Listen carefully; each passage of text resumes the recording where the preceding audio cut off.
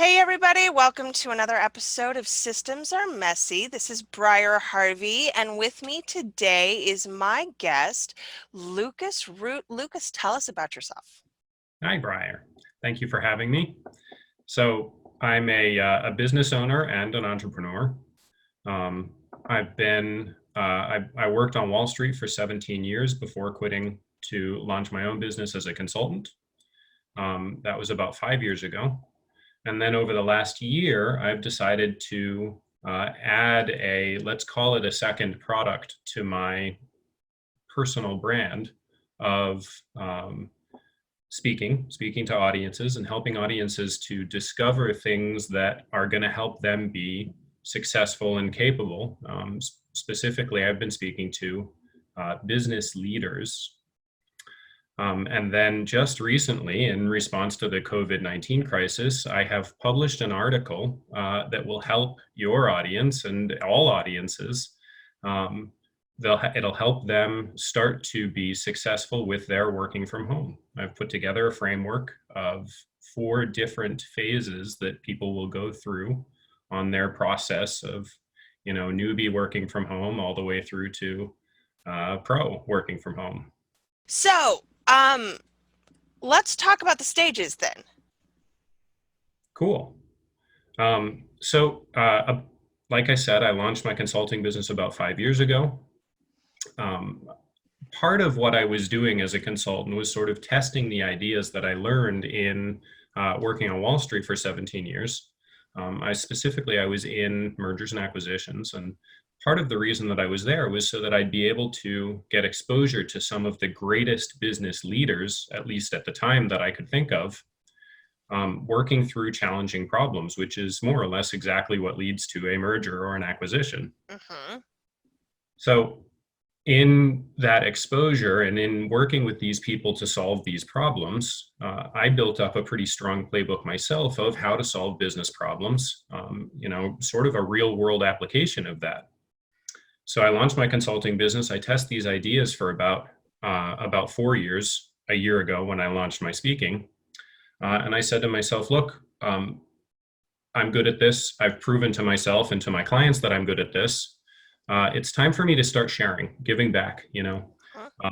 The economy, as it were, is really just a bunch of people that are all working together towards one common goal, even if they don't necessarily realize that. And to me, part of that goal has created an opportunity for me personally to succeed. So I'm supporting that in my consulting work by making sure that the business leaders that I'm working with are succeeding. But now I want to go broader and deeper. I want to go and work with people who don't necessarily have the time or the money to be able to hire me personally. And my consulting slate right now is full, so they wouldn't be able to anyway. That's always a nice problem to have, isn't it? It is a nice problem to have. So I want to be able to start sharing some of what I've learned, the big things, the huge potholes and the roadblocks that people are going to bump into as they're moving along their scaling business, so that these people will have a little bit of a framework on how to drive forward without necessarily having to test things out themselves in their own business, like I've had to do myself, both in service to the large businesses that I was working with and in my consulting business. Mm-hmm. So that's where speaking came in. So how do we get started then with people who are just coming home or have been home for the last 2 weeks, where these people are, man, they're struggling. I see them in my Facebook feed. They are having a hard time. And I'll be honest, I don't know where to start with them because I have built my life to, not much has changed. I already had groceries delivered. I homeschool my kids. We've been doing this for almost 20 years, and Right. it's very much structurally my life. Yeah. And so, I have no idea how to tell people these are the steps that you need to get started with because it's been so long, I don't remember. Yeah. Yeah, I get it. I first had an extended work from home in 2012 when I'm not kidding, this is true story. I got the worst case of poison ivy you can possibly imagine. Full body, head to toe. My wife said to me on the morning that I called in sick the first time, "You look like you were on the losing end of a really bad boxing match." Oh no. And it wasn't punches, it was poison ivy. It was horrible. Anyway, that kept me home for about 3 months. Yeah, it can be a while if you have that kind of exposure and mhm. Yep.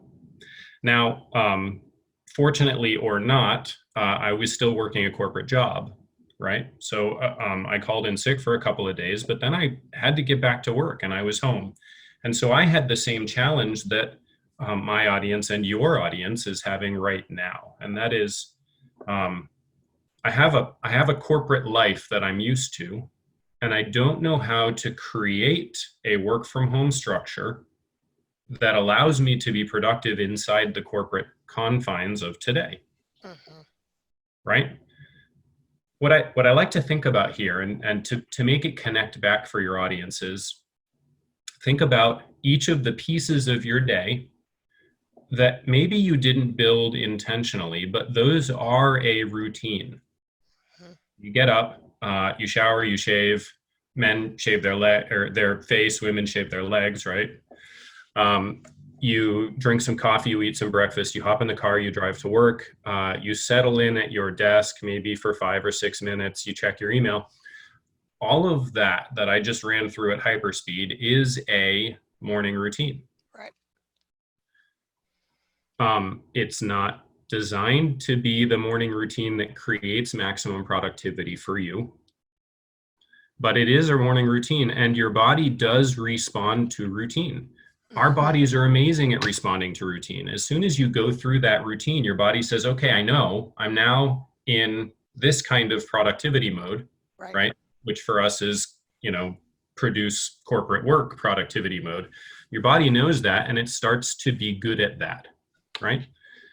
10 o'clock or so, coffee break comes around.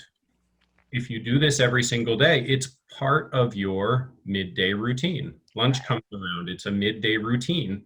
You get to the end of the day, you walk over to your boss, you go say goodbye to 2 or 3 coworkers, you hop in your car, you drive home. That is an end of day routine.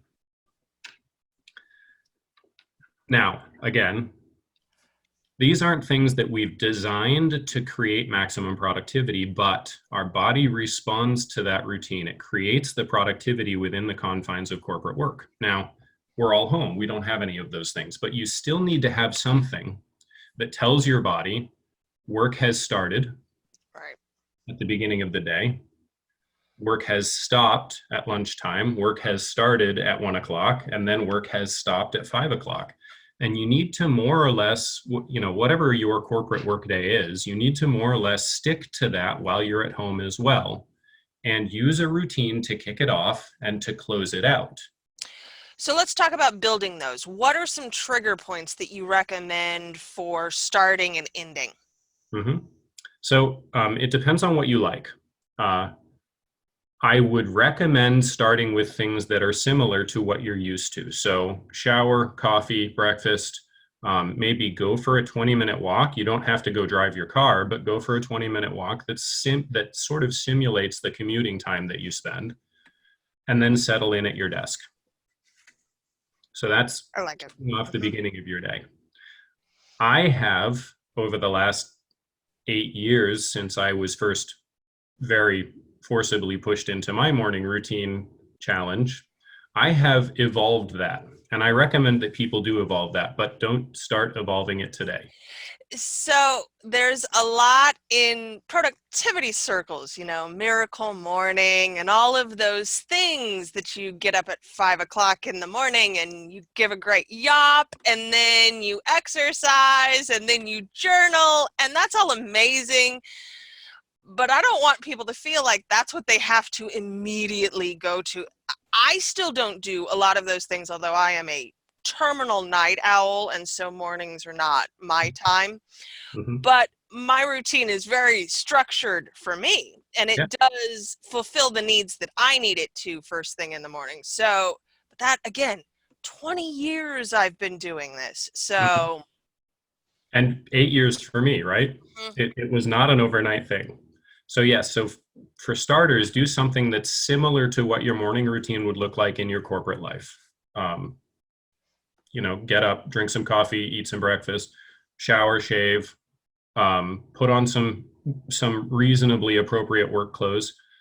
I don't do any of that anymore. I'm not recommending that because that's what I do. I'm recommending that because that's going to be the easiest place for you to start, and right. then you can evolve it later, Mhm. right? Okay, so let's talk about closing then. What do we do to close for lunch and close for the day? I do almost exactly the same things. Ironically, when you go out for lunch in the middle of your corporate day, you probably go for a 10-minute walk. You don't think about it as a 10-minute walk, but you probably go for a 10-minute walk. So I would recommend go for a 10-minute walk. Sit down, not at your desk, at your dining room table, wherever it is, somewhere else. Sit down, eat your lunch, and then do another 10-minute walk. Because again, you're getting up from the restaurant or the cafe or wherever it is that you ate lunch, and you're walking back to your desk. So simulate Right. that corporate day again. And the same thing at the end of the day. If you would normally go out for a drink with your coworkers, go out for a drink with your coworkers. I love the social aspect of it, but it's more about giving your body that signal that says the day has ended. Your body needs that. Your body responds very well to that. So Zoom happy hour. I know a lot of people have been embracing that. What are other good ways to close? Going for that 20-minute walk, Hmm. because you have to drive home. Um, Other things that I think a lot of people do and don't think about it as part of their afternoon or evening routine to close their workday, talk to your wife or your husband about your day. Mm-hmm. Um, Drink some water when you get in. You put on work clothes at the beginning of the day. You take them off at the end of the day. Right. Casual relaxation clothes, not Yeah. pajamas, but yes. Great. So yeah, for newbies, for step one people, start with the things that simulate that work day and actually do them. Don't be lazy about this. Actually do those things.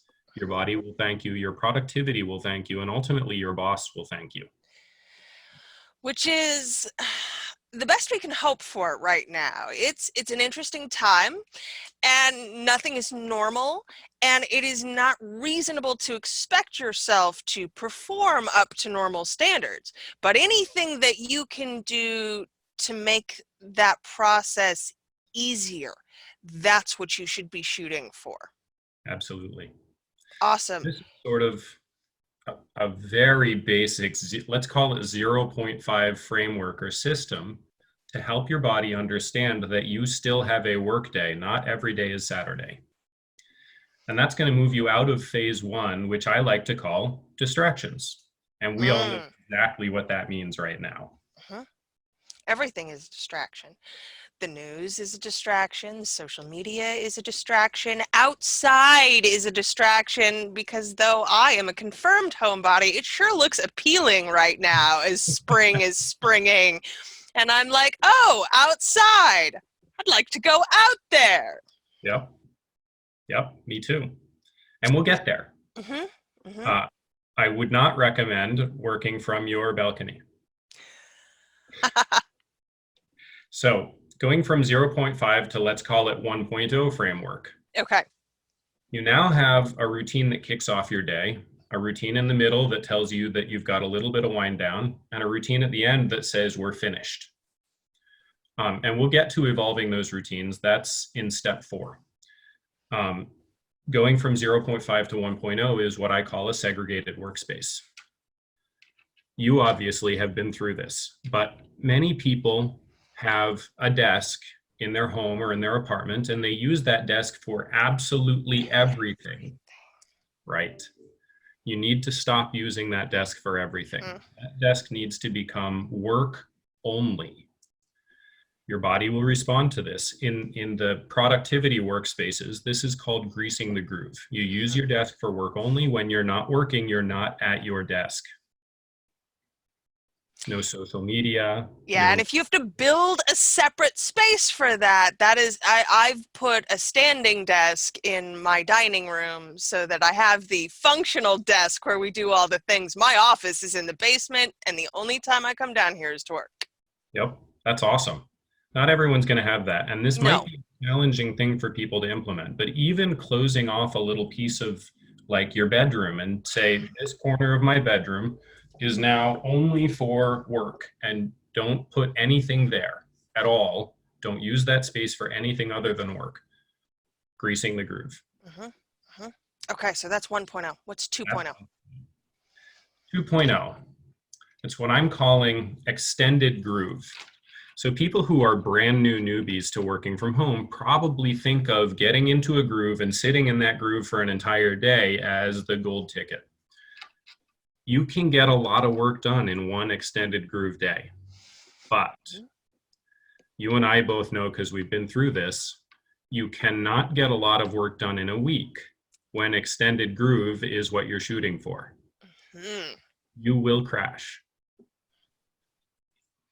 Most of the people who even work from home relatively regularly have never run into this problem. If you work from home every single Friday and you do extended groove on Fridays, you don't notice on Saturday that you crashed. But trust me, today, having been working from home three weeks in a row, they know that their extended groove on Tuesday is killing them on Thursday. So getting through extended groove requires you to start implementing systems and tools that will break that groove. Now, Sean Stevenson, an incredible guy in this productivity cycle, he likes to say, get down with the chunk. And part of what that is understanding how long your groove cycle ideally, optimally is. Many people think in terms of half hours or full hours. Me, personally, my ideal groove time is 60 minutes. So I have a reminder in my cell phone that pops up every 60 minutes to tell me to go do something. Jumping jacks, just stand up and stretch, get a drink of water, take a little bio break. It doesn't really matter what I do. It's short, and I do it every 60 minutes. And that breaks that groove up so that I can continue to have high productivity days, day after day after day.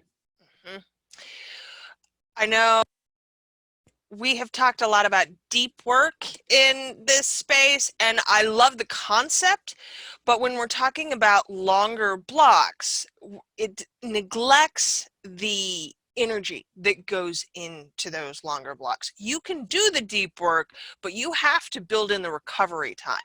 And that is, I think, what a lot of people neglect to do when they are coming home. Yeah. Yeah. And some days it's okay to end your workday at 3 o'clock, crash on the couch, take a 2-hour nap. My guess is that most days it's not. Okay, so that's 2.0. What's 3.0? 3.0 is, I'm playing around with this idea, but in the article I called it integration. And this is where you've recognized that there are these frameworks that you need to implement. You've started to do the very basic versions of them, and now you're starting to understand how to make your day actually succeed days in a row, not just one day. Seems pretty simple. You're playing around with some of the tools that you can use. I tried Outlook for, I use Outlook for email. I tried Outlook to use as reminders for me to break my groove, my 60-minute groove. Outlook was a horrible tool for me to use for reminders. If I'm on a call, and I pace when I'm on calls, by the way. I don't sit, even when I was in an office, that was true. So if I'm on a call and I'm pacing and I miss my Outlook reminder and I jump on another call, it could be 3 hours before I'm reminded that I need to take a little bio break. Now, none of the people on the call are going to say, no, Lucas, you cannot take a 2-minute pee break. No, no one's going to say that. They never will. But if I don't have that reminder in my phone, and it depends on you, some people are great at responding to reminders on their computer, and Outlook would then be a great tool for them. I need it in my phone because I pace. And if I'm pacing, I might not remember. And then I might have an extended 3-hour groove of calls completely unintentionally. And now I'm going to crash. Hmm. So So that's it. we're taking the time then to figure out specifically what's working Mhm. and making the necessary tweaks if it's not the right portion of the system. That's right. Okay. So that's stage 3. What's stage 4? Customization. This is where you get to do fun things. Me, personally, I mentioned that I don't shave, I don't shower. I do shower, but not in the morning. um, Hey, I can't smell you. It's fine. no, I'm good. um, so I don't start my day. My morning routine is not breakfast, shower, shave, put on some clothes, go for a 20-minute walk. It did start that way. It is not that any longer. Now, also, my morning routine doesn't start at 8 a.m. and stop at 9 a.m. anymore. As a result of the amount of time that I've been working on this, and I know you've experienced the same thing, Briar, the I've been able to customize my morning routine very slowly, very iteratively over the last 8 years to something that really serves me personally well. Um, as you mentioned, there are the people out there that are in the 5 a.m. club. I'm one of those. 5 a.m. works very, very well for me. My wife, who has been watching me implement my morning routine and customize it and change it over the last 8 years, she is not in the 5 a.m. club. She does not get up with me at 5 a.m. and do the morning routine that I do. She I does feel what her. yeah. Right here. Yep. Now, obviously, we both still drink coffee. I am a huge fan of coffee. I'm not going to take coffee out of my life. I don't do my coffee at 5 a.m. So my daily routines have changed dramatically over the last 8 years. Let me give you a real quick look at what my daily routine is. Mm-hmm. 5 to 6 is my morning routine. I do 20 minutes of very easy light workout, and that's just to get my blood pumping. I don't want to be out of breath. I don't want to sweat, but I do want to get my blood pumping because while you're sleeping, your body goes into sleeping mode. And as I mentioned, you need routines to tell your body that it's changing state. It's going from home life to work life. Well, in this case, the very first thing that I do is to help my body know that it's going from sleep to awake. Immediately after that 20 minutes, I do 20 minutes of meditation, which, by the way, would be really hard to do if the first 20 minutes was a HIIT workout on the stationary bike. Yes. I'm telling you this, we laugh about it. This is a mistake that I had to go through. And all of us do. If it's Yep. not that, it's something else. It's you can't have the smoothie before you take the walk because you have to go pee midway through the walk. I have no idea what I'm speaking about here or anything. Like, yes. Yep. Yep. Uh, that 20 minutes meditation would also be challenging if I had started out with coffee at 5 a.m. on the dot. Uh-huh. There's a reason why I don't do my coffee and why it's not a HIIT workout. I also, here's another piece. If I did 20 minutes meditation first and not the workout, there's a 98.4% chance that I'm going to fall asleep. Yeah, I'm going to wake up, meditate myself right back into a Right 2-hour nap. back. Absolutely true. Trust me when I say all of these mistakes that I'm sharing with you are mistakes I actually made in the process of figuring out how this works, Mm-hmm. or at least how it works for me. So 20 And the minutes. difference for us is we had years. You guys have weeks, and the learning curve is so steep, and it's tough to figure out how to make that work. Yeah, you're absolutely right. It took years. Mm-hmm. And I fervently hope that your audience who's listening now takes very careful notes, and that they're able to learn from our mistakes rather than learning with us through their own mistakes. Yeah, that's more likely, but Yeah. we'll give it our best shot. So We will link the article in the show notes. And where can we find you for more about this process and more information about what you're doing? Yeah. I'm very active on Instagram. You can find me at Luke Root, Lucroot.